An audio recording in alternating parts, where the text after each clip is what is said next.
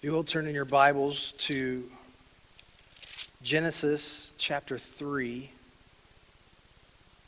don't have to turn too far, so it shouldn't be too difficult to find. It's the first book in the Bible, a couple pages in.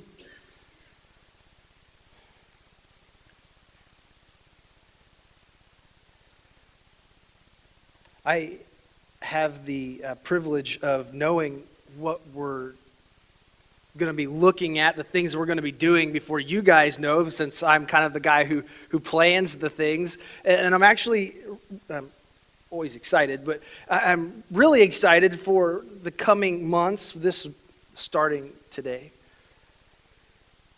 as we go through this Easter season. I honestly feel in my heart that some eyes are going to be open for some people. Things are going to change in some people's lives. I think God wants to do something.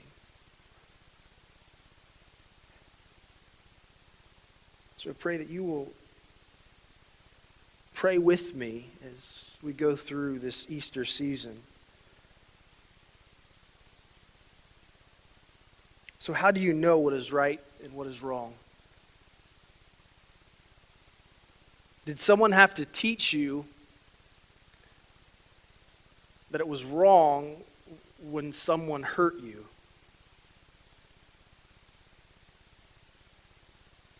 Why do we get depressed when we watch the news too much? Why do we feel troubled by the things going on in our world today? What is it really? What is it truly that makes us feel those things? How did we end up with the laws that we have? Why do we feel like there's a need to have laws? No matter who you are, as long as you still have a pulse, you have felt at one time or another something that you did wasn't right. And very possibly, it was something that you've done many times. But for whatever reason, at this specific moment in your life, it felt different this time. There was something inside you that was different, that you felt like it was wrong to do it. But why? Why do we feel that way? Well, as we see in Genesis 1, God created all things, and he said that it was good. And he says in chapter 1, verse 27, that God created man in his image, that we were created by God and that we reflect his image. You see, we have a connection with God. We have the connection to the person who ultimately knows everything that is good and everything that is evil. He knew that before he even created us. But you see, he loved us so much that he didn't force himself upon you. Now, see, we like to do two things with that. We like to say, well, if God truly loved us, he would make us love him, because he wouldn't want us to do wrong things. But then we have the other side of that says, well, we don't want a God who's going to force us to do something, because how could we love someone that forced us to do something? But we can't have it both ways, so what's the right answer? You see, God created the world to operate in this wonderful harmony, like a healthy body. But you see, sin destroyed that harmony. Sin took away that peace, that beauty, that harmony, that relationship that we were meant to have with God.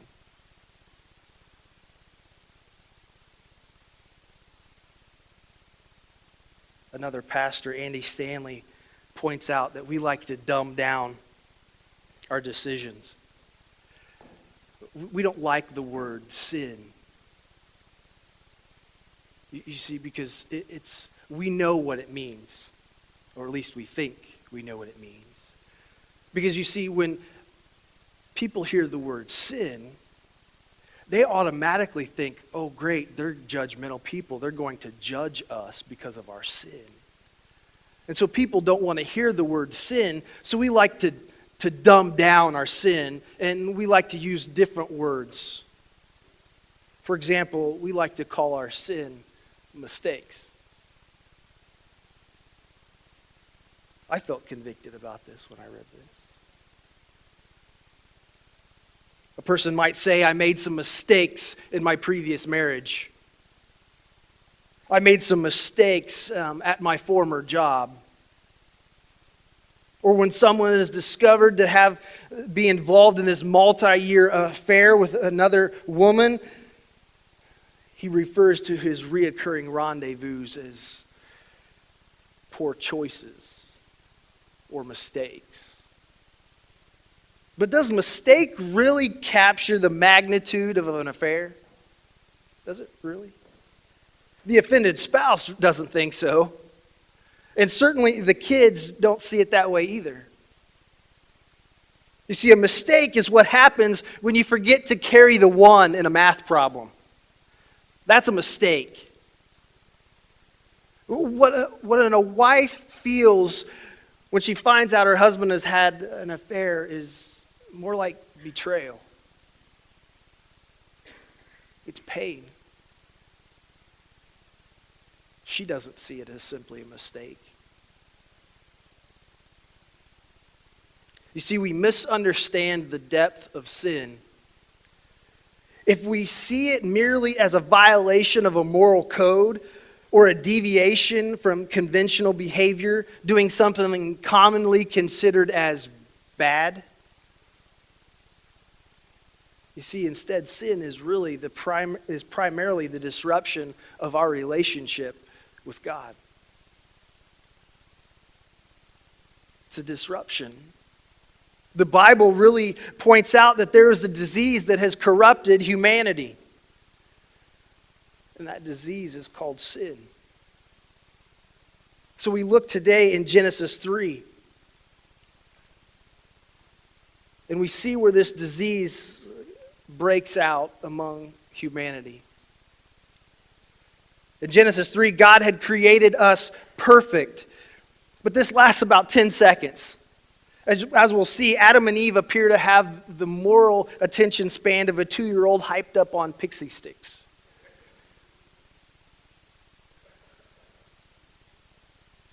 Everything unravels from this perfect harmony that we were created to be in with our Creator. It's divided, it's separated. It's Genesis 1. Genesis 3, verse 1. It says, now the serpent was more crafty than any of the wild animals the Lord had made. He said to the woman, did God really say you must not eat from any tree in the garden?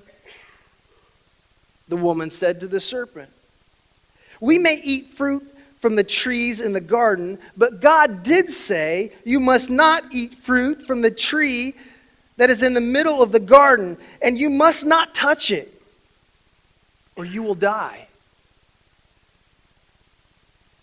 Let's pause just there for just a moment. See, we've already got a big problem here. You see, Eve says that we can eat fruit from the trees, but the one in the middle of the garden, we're not to eat it, but she goes so far as to say, God said that we're not even allowed to touch it, or we will die.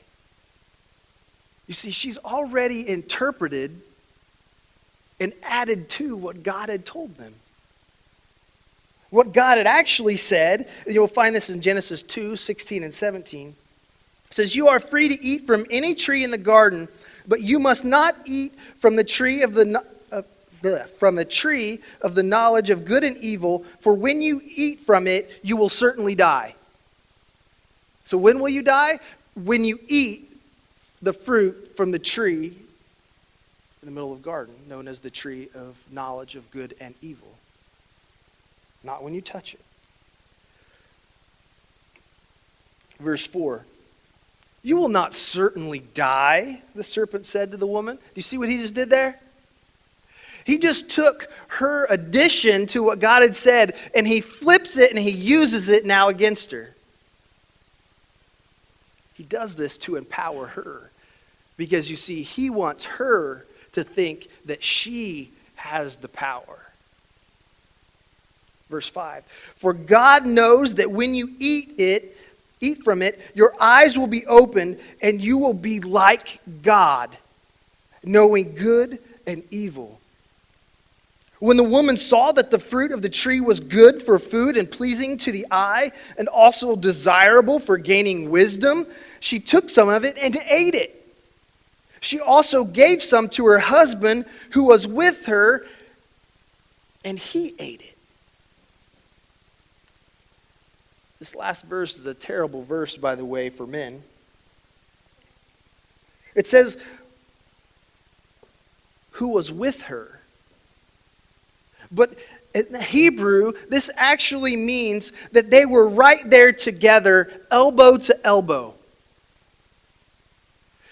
She didn't eat from the tree and see that it was good and see that she didn't die and then take it to Adam, who was, out killing and grilling and getting all ready for all the manly things that he was supposed to be doing. No, he was right there with her, watching. You see, I think he was doing a man thing. You test it. I want to see what happens. If you die, I'm not touching it. If you live, maybe. She became the guinea pig. But he stood there and he watched. 1 Timothy 2 says that he wasn't deceived. You see, Eve was deceived by the serpent, but Adam was not deceived. Adam knew, standing right there, exactly what God had said. He knew exactly what would happen if Eve ate from the tree. He knew exactly what would happen if he did as well. Verse 7. It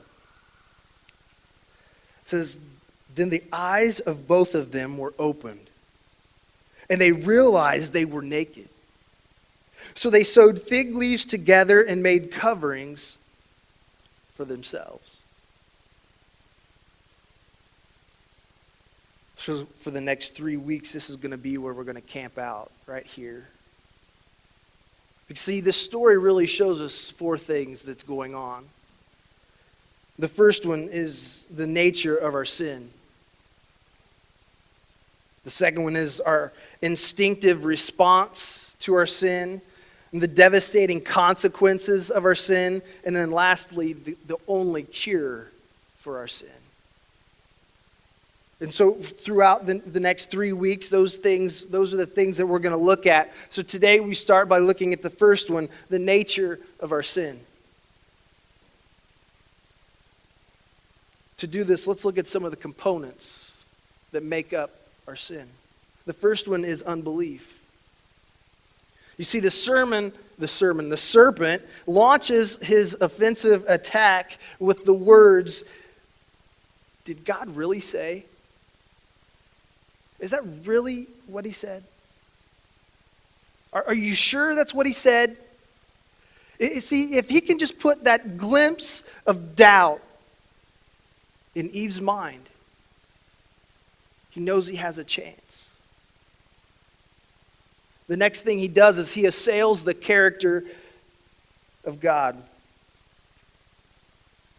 You know God doesn't have the best interest at heart. You know he's only looking out for himself. You know the best person and the only person that really cares about you is you. You can't really trust him. You know, Eve, you'd make a better Lord for your life than God would. No one knows you better than you know you. You see, up until this moment,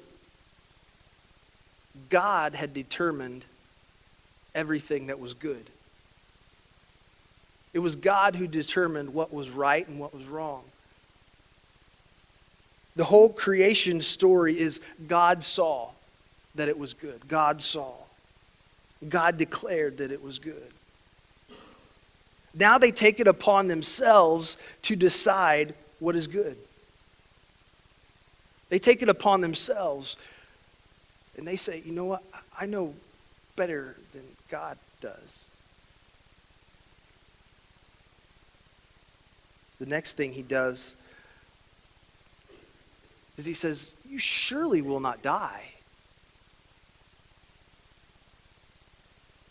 What he's saying is, there will be no judgment.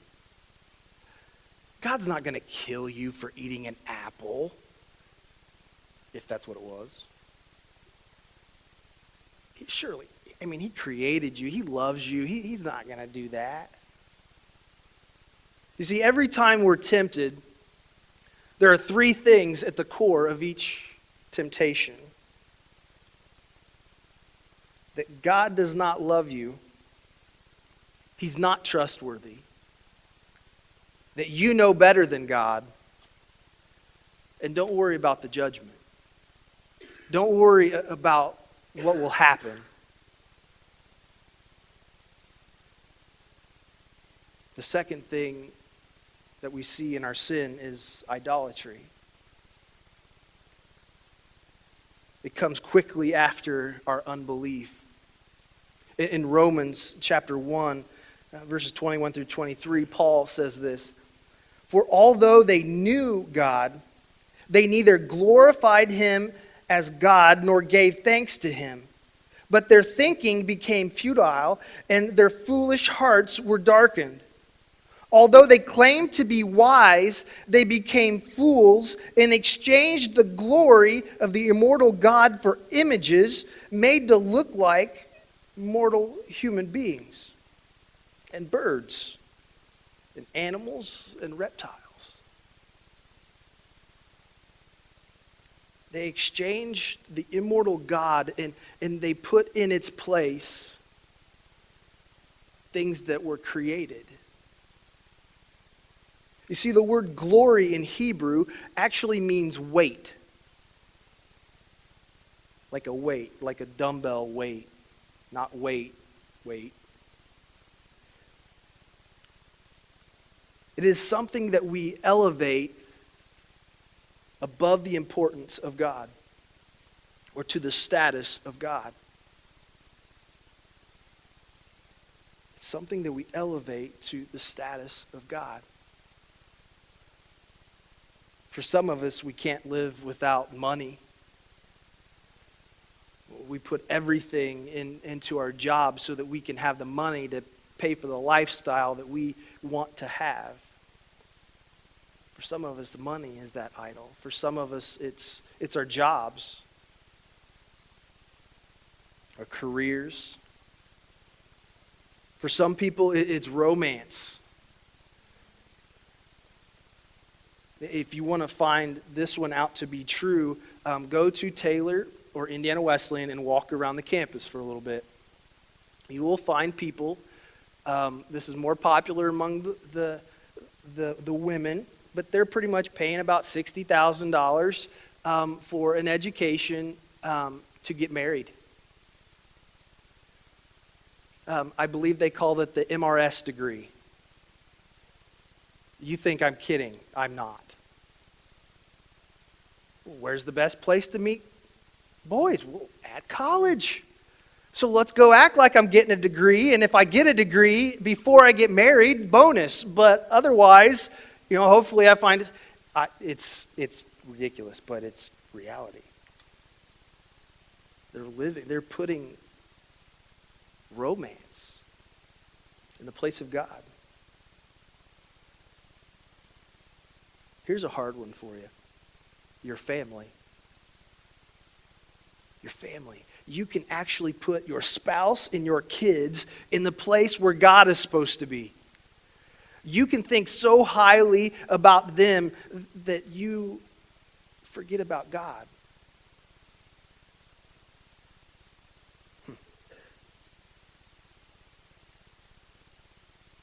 In the story of the fall in Genesis 3, we see three things of idolatry taking place.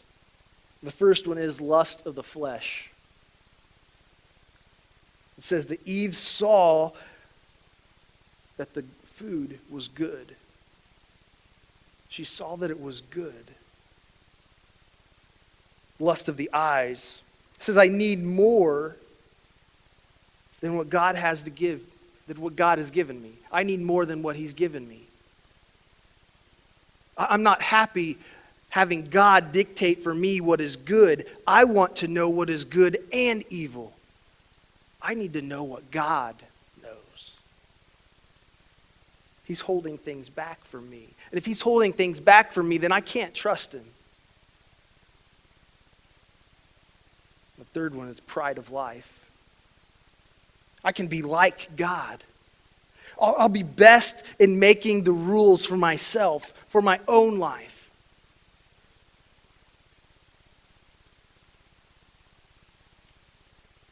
So we have unbelief and we have idolatry.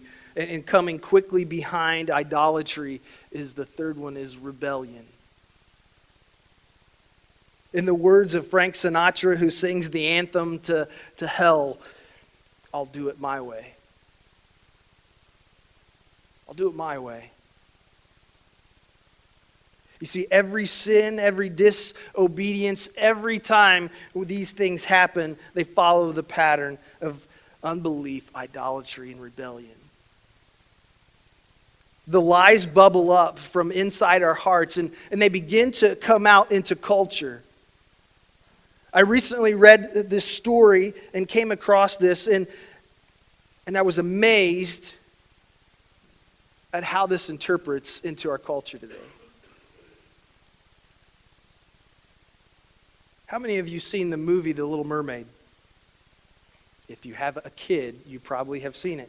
How many of you actually have read the book from, like the original book from Hans Christian Andersen?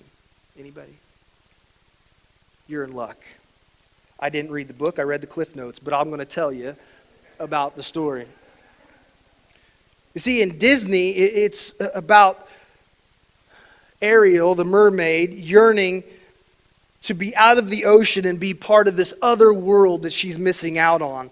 But actually, in the real story that Hans Christian Andersen wrote, it has nothing even close to do with what Disney makes it out to be. You see, the mermaid falls in love, like the Disney story. She falls in love with the prince who had shipwrecked, and she saves his life. She falls in love with him. And she wants legs so that she can go onto land and be with the prince. So she goes to the sea witch. And she asks the sea witch to give her legs. So the sea witch gives her something, and she goes to land, and she drinks the potion or whatever, and she goes on land. But what she doesn't know is that the sea witch didn't tell her was that it's painful for her to walk on legs because she's a mermaid. So in the pain, she passes out in the excruciating pain, and the prince finds her. He takes care of her. But you see, Ariel has only that day to marry the prince. And if she doesn't marry the prince, she dies. She'll die. Well, then the mermaid finds out that the prince is actually going to marry someone else.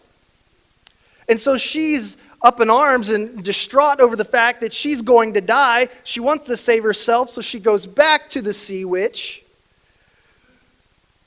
who gives her a knife and says, if you want to live, this is what you have to do. You have to go back on land and you have to kill the prince and his future bride. If you kill them, you will live, but if you do not kill them, you will die. Well, guess what really happens? The prince marries the other woman and she dies. Welcome to church on Valentine's Day. There's no happy ending. There's no they get married and live happily ever after. She dies. But we're not comfortable with that. That's not what gives people hope. You see, people want hope in the things that are going to make them spectacular. That's going to make life beyond what we could imagine.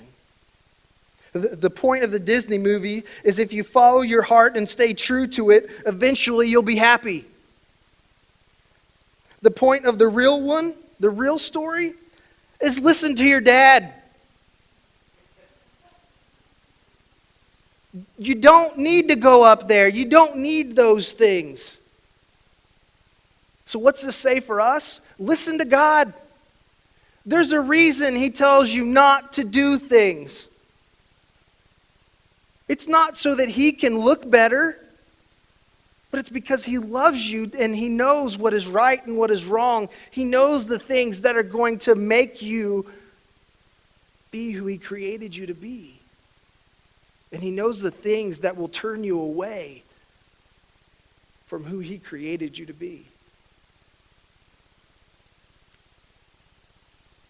You see, the way that we start to believe these lies is when we have areas of our life that aren't completely surrendered to God.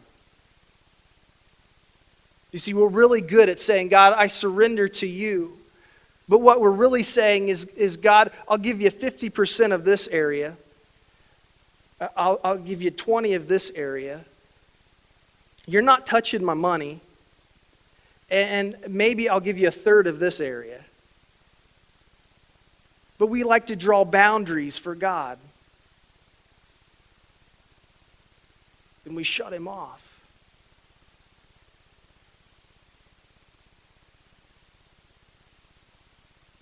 We might say, I plan to go to church one day. But right now I'm just really busy on Sundays. My kids have sports my kids have sports going on. My kids just have a lot of things going on, and we're busy right now, and we just don't have the time to give to church. You see, we've bought into the lie. You see, the thing you have to ask yourself when it comes to the area of sports, or there's something better that comes up that we can be doing as a family together on Sunday mornings, you have to ask yourself, what will have more significance to my family, to my kids? Is it more important that we go as a family to church and to worship God together and to grow as a family in our spiritual health and to also encourage the people at church? Or is it more important that Bobby play softball or baseball that day and probably going to lose and never play baseball ever again because he's distraught?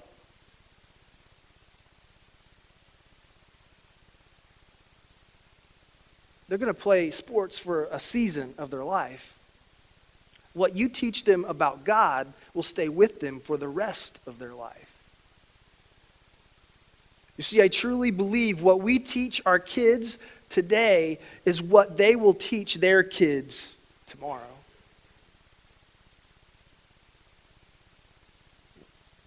How do we want our kids to grow up? How do we want our grandkids to grow up? You see, I was raised Catholic. But I remember getting told, you can't play today because the game's during church. I didn't like it. But I'm glad they did it. My kids aren't old enough yet, but they won't be on the ball field on Sunday morning. But they already know that's not an option. When they wake up and they ask what day is today or what day is tomorrow, and you tell them Sunday, they know exactly where we're going to be. And it's not because Daddy works there.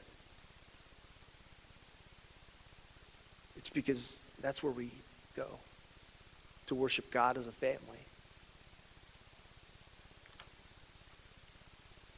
You see, sin is the denial of human destiny as appointed by God. Sin is the things that we put in our life that God didn't put there, that God never intended for us to be a part of. Sin separates us from our Creator.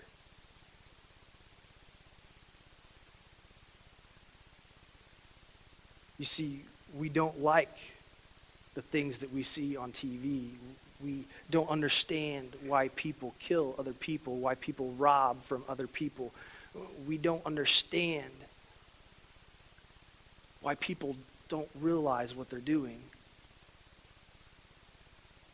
Why do we have that sense? Well, it's because we were created with it. You were created by a God who knows everything. Who knows everything that is right and everything that is wrong. And he only wants the things that are right for you. And so he tried to protect us from evil. But we weren't satisfied with God knowing more than us. But let me ask you a question.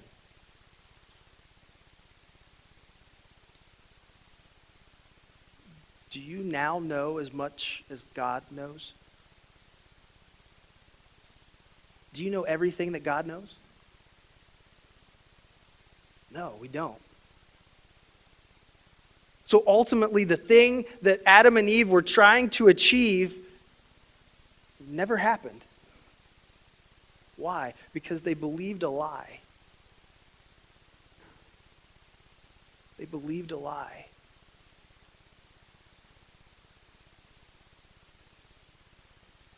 What will we believe? What will we hold to be truth? And what will we hold to be evil? What will we stand for as a generation?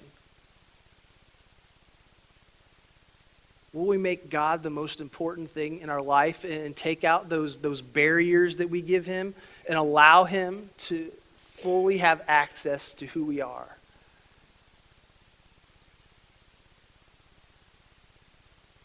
It's the only way that a world changes. See, we're separated from God.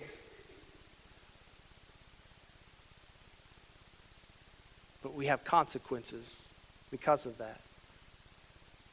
We're paying for consequences that Adam and Eve did at the beginning of creation. If you want to know why, you'll have to come back next week.